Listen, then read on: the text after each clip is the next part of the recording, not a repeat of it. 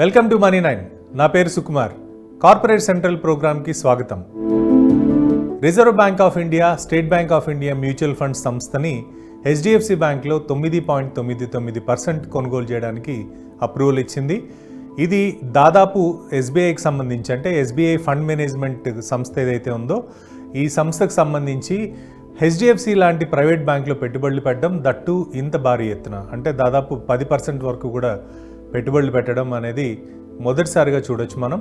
And ముఖ్యంగా ఈ సంస్థ ఇప్పటి వరకు SBI fund management limited, SBI FML ఏదైతే ఉందో ఇది 10% అక్వైర్ చేసిన తర్వాత, అంటే 9.9% యాజ్ పర్ దీని ప్రకారం సెక్టార్ లెండింగ్ సెక్టార్లో ఉన్న దీని ప్రకారం అక్వైర్ చేస్తున్నట్టుగా మనకి బుధవారం రోజు ఒక అనౌన్స్మెంట్ చేయడం జరిగింది. ఈ అప్రూవల్ RBI ఇవ్వడం, RBI ఇచ్చిన తర్వాత ఒకేసారి కాకుండా ఇందులో స్టాక్ ఎక్స్చేంజ్ ద్వారా మెల్లమెల్లగా కొంటూ, అంటే రాబోయే రోజుల్లో కొద్దిగా 6 months లోపల ఈ ట్రాన్సాక్షన్ కంప్లీట్ చేయాలి. దానికి డెడ్లైన్ కింద నవంబర్ 15, 2023ని డెడ్లైన్ కింద పెడుతూ ఒక అనౌన్స్మెంట్ చేయడం జరిగింది.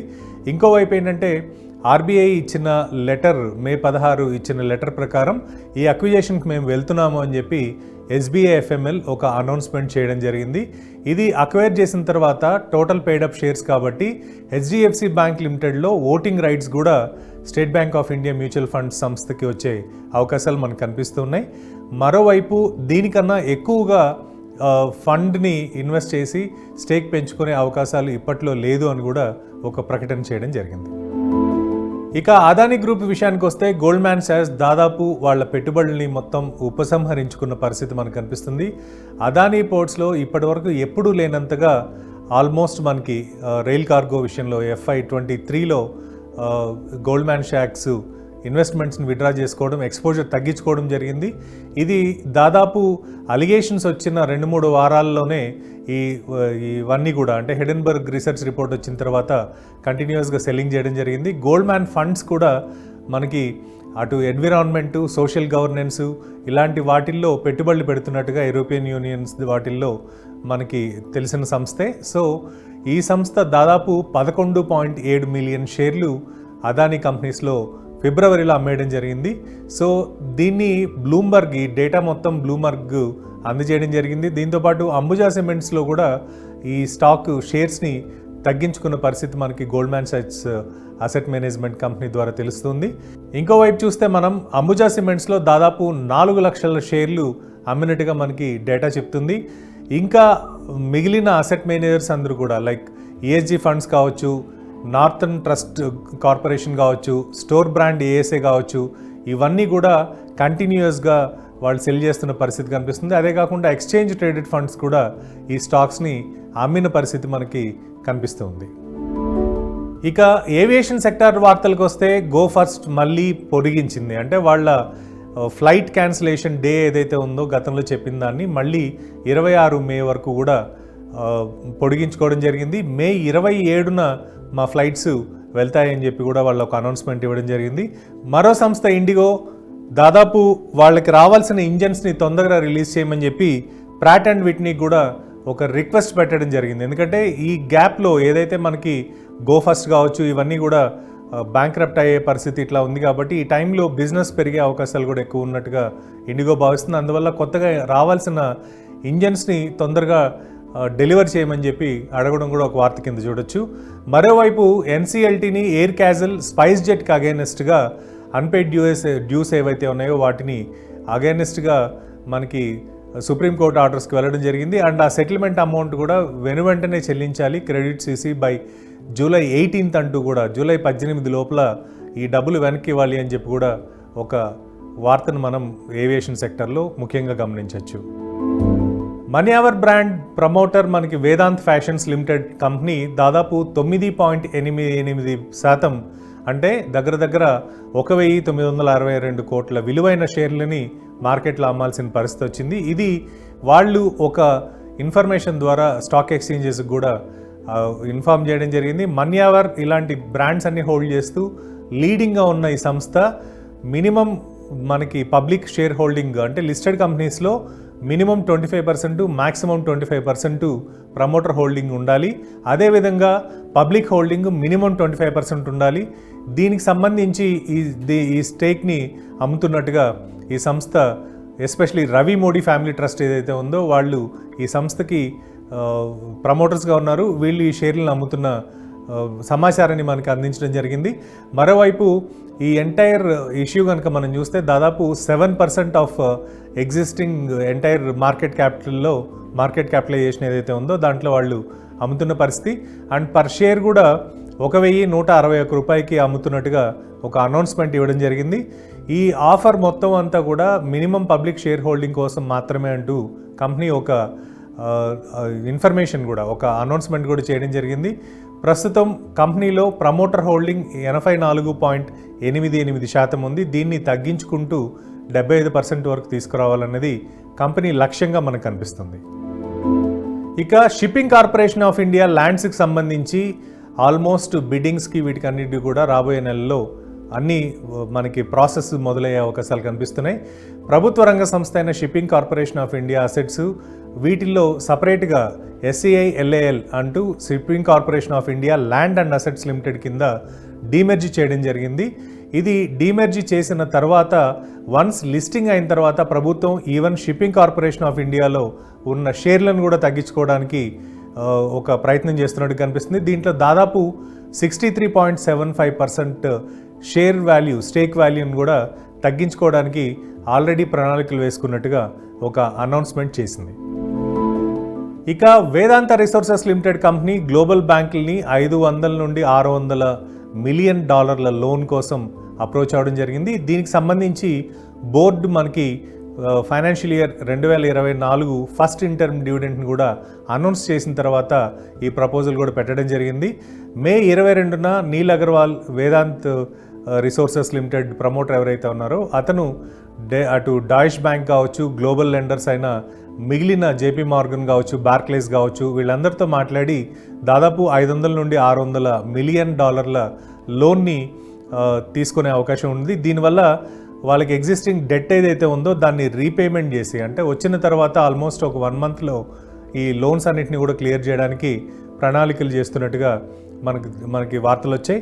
అదే కాకుండా VRL ప్రస్తుతం మనకి హెడ్ క్వార్టర్స్ లండన్లో ఉంది. అదే కాకుండా ఈ ఇంటర్నేషనల్ ఫండ్ ద్వారా, అంటే జింగ్ ఇంటర్నేషనల్ ఇలాంటి యూనిట్ మీద ఫండ్ రైజ్ చేయడానికి ముందుకు వస్తున్నట్టుగా మనకు కనిపిస్తుంది. ఎందుకంటే ఇండియన్ బ్యాంక్స్ కన్నా కూడా ఫారిన్ బ్యాంక్స్లో ఇంట్రెస్ట్ రేట్స్ తక్కువ ఉంటాయి అనే ఉద్దేశంతో ఫారిన్ మల్టీనేషనల్ బ్యాంక్స్ని అప్రోచ్ అయినట్టుగా మనకి వార్తలు వస్తున్నాయి. ఇన్సూరెన్స్ కంపెనీలు గత సంవత్సరంతో పోలిస్తే దాదాపు 30% డీగ్రోత్ నమోదు చేశాయి ప్రీమియం కలెక్షన్లో. అంటే మనకి LIC మేజర్ కాంట్రిబ్యూటర్ కింద కనిపిస్తుంది. గత సంవత్సరంతో పోలిస్తే మనకి 30% ఎగ్జిస్టింగ్ పాలసీ హోల్డర్స్ రెన్యూవల్స్ చేసుకోకుండా ఏప్రిల్ మాసంలో మనకి కనిపిస్తున్నారు. అంటే జనరల్గా మార్చ్ అయిన తర్వాత మార్చ్ ఆర్ ఏప్రిల్ మనకి జెస్టేషన్ పీరియడ్ ఉంటుంది కాబట్టి ఆ టైంలో జనరల్గా ఎక్కువ రెన్యూవల్స్ జరుగుతూ ఉంటాయి. అలాంటి ప్రీమియం కలెక్షన్లో 30% తగ్గింది అంటే మాత్రం ఇండస్ట్రీకి ఇది ఒక షాక్ కింద కనిపిస్తుంది. దీంతోపాటు కొత్తగా పాలసీలు తీసుకునే వాళ్ళు కేవలం 8.55% మాత్రమే ఉన్నారు. అంటే దాదాపు 12,565 కోట్లు మనకి గత సంవత్సరం కలెక్ట్ చేస్తే, గత సంవత్సరం ఏప్రిల్లో కలెక్ట్ చేస్తే ఈ సంవత్సరం అది 17,939 కోట్లు ఏప్రిల్లో కొత్త పాలసీల ద్వారా కలెక్ట్ చేసినట్టుగా మనకి స్టాటిస్టిక్స్ చెప్తున్నాయి. ఏదేమైనప్పటికీ కూడా ఎగ్జిస్టింగ్ ప్రీమియమ్స్ కలెక్ట్ చేసే విషయంలో కంపెనీలు 30% షార్ట్ ఫాల్ ఉన్నది మాత్రం మనకి కొంచెం వరింగ్ ఫ్యాక్టర్ కింద కనిపిస్తుంది.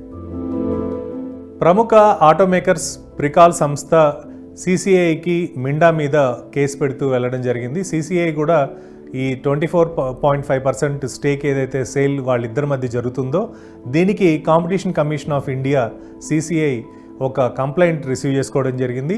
ఎప్పుడైతే ప్రికాల్ నుండి ఇది వచ్చిందో, అంటే మనకి రైవల్రీ ఉన్న సంస్థల మధ్య ఈ స్టేక్ హోల్డింగ్ ఏదైతే వచ్చిందో దీనికి సంబంధించి రివల్ మిండా కార్పొరేషన్ కూడా ఈ అక్విజేషన్ని దాదాపు 24.5% ఓపెన్ మార్కెట్ నుండి కొనడం జరిగింది. సో ఈ కాన్ఫ్లిక్ట్ ఏదైతే ఉందో దీన్ని అడ్రస్ చేయాలి అంటూ కూడా మనకి అగైనెస్ట్ ప్రికాల్, మనం ఇక్కడ మిండాకు అగైనెస్ట్గా మనకి CCIలో కంప్లైంట్ ఫైల్ అవ్వడం జరిగింది.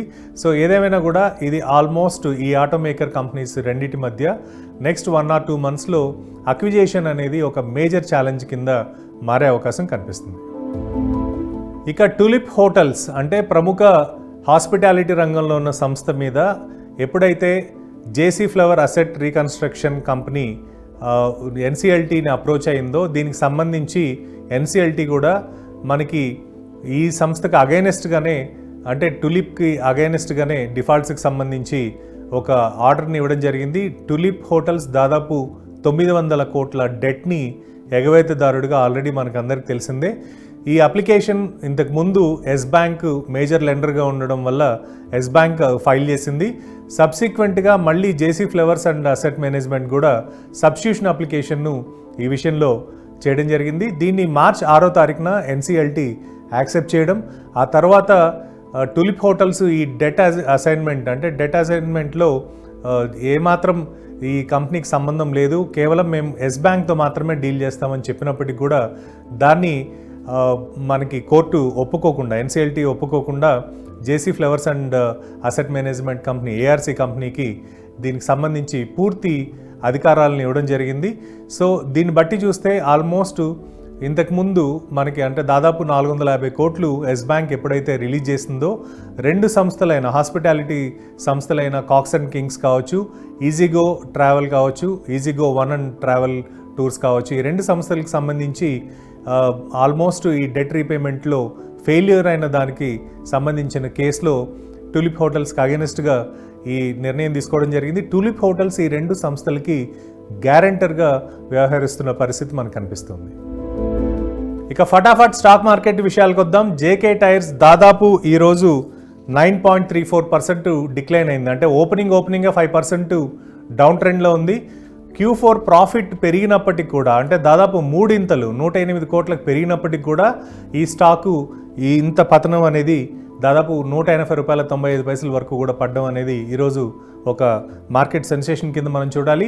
ఎందుకంటే 4th క్వార్టర్లో ప్రాఫిట్ రేజ్ అయినప్పటికి కూడా ఇంకొక వైపు రా మెటీరియల్ కాస్ట్ తగ్గుతూ ఉండడం, డొమెస్టిక్ డిమాండ్ కూడా బాగా పెరగడం వల్ల రిజల్ట్స్ బాగొచ్చాయని చెప్పి మనకి కంపెనీ అనౌన్స్ చేయడం జరిగింది. అదే కాకుండా మేజర్గా వీళ్ళ క్లయింటల్ బేస్ ఏదైతే మారుతి సుజుకి ఇండియా కావచ్చు, టాటా మోటార్స్ కావచ్చు, ఈ రెండు సంస్థలు కూడా మనకి జేకే టైర్స్కి క్లయింటల్ కింద ఉన్నారు. అండ్ గతంతో పోలిస్తే దాదాపు 40 కోట్లు మనకి ప్రాఫిట్ గత సంవత్సరంతో పోలిస్తే ప్రాఫిట్ ఎక్కువగా రావడం జరిగింది. ఆపరేషన్స్లో దాదాపు 9.7% గ్రోత్ కనపరిచింది. అంటే 3632.5 కోట్లు అగైనెస్ట్ 3311.8 కోట్లు మనకి రెవెన్యూస్ కూడా పెరగడం జరిగింది. ఇంకోవైపు ఆపరేషనల్ రెవెన్యూ అంటే ఇంకొక వైపు ఏంటంటే మనకి ఈరోజు రెగ్యులేటరీ ఫైలింగ్ చేసిన దాంట్లో కూడా ఎబిటా కూడా మనకి ఆల్మోస్ట్ 65% పెరగడం జరిగింది.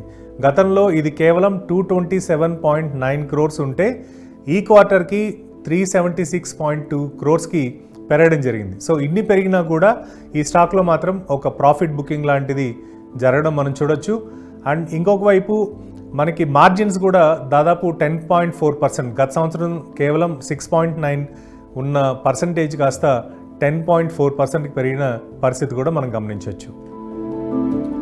ఇక మరో స్టాక్ దేవయాని ఇంటర్నేషనల్ షేర్లు భారీ ఎత్తున పెరగడం మనం ఈరోజు చూడొచ్చు. దాదాపు 184 రూపీస్ 15 అంతవరకు పెరగడం, అంటే ఓపెనింగ్లోనే దాదాపు 5% పెరగడం. అండ్ ఇంకొక వైపు విచిత్రంగా ఏంటంటే Q4 ప్రాఫిట్ దాదాపు 19% డౌన్ ట్రెండ్కి వచ్చింది. దేవయాని ఇంటర్నేషనల్ అంటేనే మనకు అందరికీ ఆల్రెడీ ఈ సంస్థ బాగా తెలిసిందే. అటు పిజ్జా హట్ కావచ్చు, KFC కావచ్చు, ఈ రెండింటి ఫ్రాంచైజీ ఉన్న కంపెనీ కింద మనం దేవయాని ఇంటర్నేషనల్ని ఇండియాలో చూడొచ్చు. అండ్ నెట్ ప్రాఫిట్ 60.7 crores మనకి ప్రాఫిట్ని చూపించడం జరిగింది. అంటే దాదాపు ఇది లాస్ట్ ఇయర్తో కనుక కంపేర్ చేస్తే 76 crores లాస్ట్ ఇయర్ వస్తే 20.4% తగ్గి ఈ సంవత్సరం కేవలం 60.7 crores మాత్రమే ప్రాఫిట్ రావడం జరిగింది. అయినప్పటికీ కూడా ఈ షేర్లు పెరిగిన పరిస్థితి ఈరోజు మార్కెట్లో కనిపిస్తున్నాయి.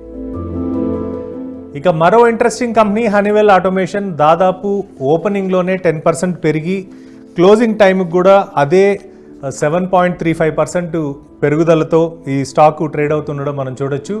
ఈ స్టాక్ వాల్యూ మనం గతంతో కనుక పోలిస్తే దాదాపు 9%, అంటే దగ్గర 10% పెరిగి 40,000 మార్క్ దాటింది. అండ్ అదే పాజిటివ్నెస్ ఇవాళ కంటిన్యూ అవ్వడం కూడా మనం చూడొచ్చు. అండ్ ఇంకొక వైపు ఏంటంటే ఈ స్టాక్లో గతంలో మనకి 5-day యావరేజ్ వాల్యూము 882 షేర్స్ ఉంటే ఈరోజు 57,440 షేర్స్ ట్రేడ్ అవ్వడం జరిగింది. అంటే అనూహ్యంగా వాల్యూమ్ కూడా బాగా ఇంక్రీజ్ అయింది. అండ్ ఇంకొక వైపు కన్సాలిడేటెడ్ రిజల్ట్స్ కనుక మనం చూస్తే దాదాపు 27% మనకి ఇయర్ ఆన్ ఇయర్ గ్రోత్ ఉంది. అంటే 849.68 crores ఈ సంవత్సరం మనకు కనిపిస్తే గతంతో పోలిస్తే ఇది చాలా ఎక్కువ. అండ్ ఎబిటా కూడా 59%, అంటే దాదాపు 138.8 కోట్లకి పెరగడం జరిగింది. ఆపరేటింగ్ మార్జిన్ కూడా 16.34% మనకి మార్చ్ క్వార్టర్లో పెరగడం ఒక ముఖ్యమైన విషయం కింద చూడొచ్చు. అండ్ నెట్ ప్రాఫిట్ విషయానికి వస్తే 54% నెట్ ప్రాఫిట్ పెరిగింది. అంటే దాదాపు 112.03 కోట్లు మనకి నెట్ ప్రాఫిట్ కూడా జంప్ అవడం మనం ఈ స్టాక్కి ఒక పాజిటివ్ ట్రెండ్ కింద గమనించవచ్చు. అందువల్లనే అనూహ్యంగా ఈ వాల్యూమ్ జరగడం కావచ్చు, స్టాక్ ప్రైస్ పెరగడం కూడా ముఖ్యమైన విషయం కింద మనం గమనించవచ్చు. ఇది ఈరోజు కార్పొరేట్ సెంట్రల్. మరిన్ని విశేషాలతో రేపు మళ్ళీ కలుద్దాం. Money9 డౌన్లోడ్ చేసుకోకుండా ఉంటే, Money9 యాప్ కనుక డౌన్లోడ్ చేసుకోకుండా ఉంటే మీరు ఇప్పటికే ఇది డౌన్లోడ్ చేసుకోండి. కేవలం యూట్యూబ్లోనే కాకుండా ఈవెన్ యాప్లో కూడా మీకు చాలా వరకు ఇన్ఫర్మేషన్ రావడం, అటు పర్సనల్ ఫినాన్స్కి సంబంధించి, మార్కెట్స్కి సంబంధించి, స్టాక్స్కి సంబంధించి, ట్యాక్సెస్ గురించి ప్రతిదీ కూడా 360 degreesలో ఎవ్రీథింగ్ మీకు ఫైనాన్షియల్ రిలేటెడ్ ఇన్ఫర్మేషన్ అంతా మీకు అర్థమయ్యే భాషలో చాలా ఈజీగా ఉంటుంది. కాబట్టి యాప్ డౌన్లోడ్ చేసుకోండి. మరిన్ని విశేషాలకి చూస్తూనే ఉండండి Money9.